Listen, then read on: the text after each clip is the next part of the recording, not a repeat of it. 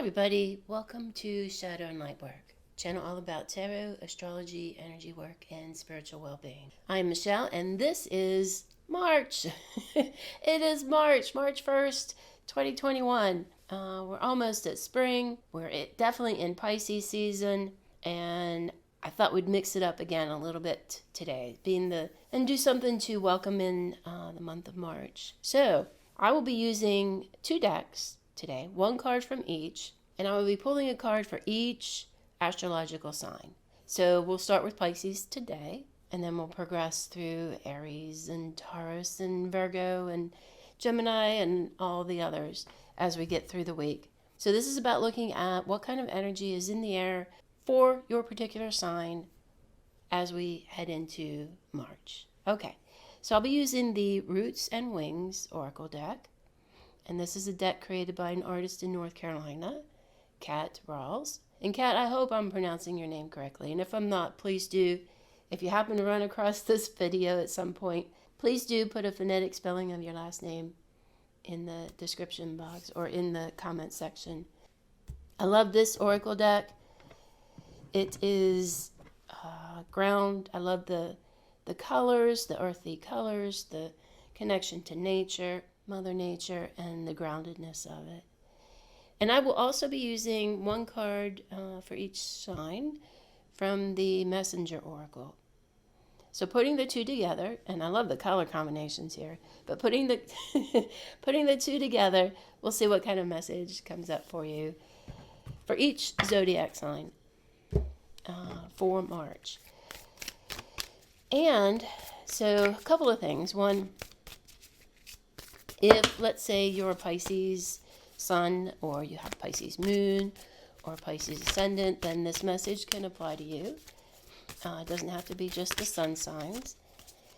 And if you are wondering what your moon sign is, or your ascendant sign, or where Venus is in your chart, I'm going to put a link to a free birth chart generator, so you can run your birth chart and see where your sun, moon, ascendant signs are. So I am waiting for one card to step up for and out for Pisces. And we have it. There we go. Hope. Okay, and I'm going to pick one of the Messenger Oracle cards for Pisces. So this will also give me an opportunity to learn a bit about this Oracle deck and the definitions of the cards. So we'll be learning together on this one. Okay. And I love that there's a raven or a crow flying into the full moon, which is really topical for right now, being the full moon in Virgo, which is the opposite sign of Pisces. So this is interesting. Okay. So on the zodiac wheel, there's the sign of Pisces, and then opposite in the chart, and I'll pop an image in here to show you. And the opposite sign of Pisces is Virgo. And we just happen to have the moon in Virgo, full moon in Virgo on Saturday.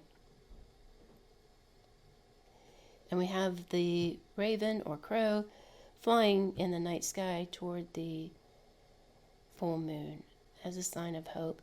And there's a magic to the raven. There's a creativity and an imagination and an intelligence and a wiliness to the raven, to the crow. Okay, so I'm going to read what Kat has in her description about hope. So hope is believing in what we do not see, that there is light on the way in the darkness. This is a trust that has wings to enter our life when we choose to let it in. And here's another message. Okay, the Oracle deck, or the Messenger Oracle deck from Raven Phelan, says, stay strong. So these two really are related. And hope does feed that strength. And I'm going to go ahead and read what Raven Phelan has to say about our card, Stay Strong. So life will present you with many trials. It will bring you times of joy, but also times of suffering. Like the weather, it can be unpredictable, harsh, and cruel, but you can endure all that comes. Know when to resist and know when to let go. Know that sometimes you will lose, but that loss can make you stronger at the core. Stay strong. With hope and faith, you can endure all.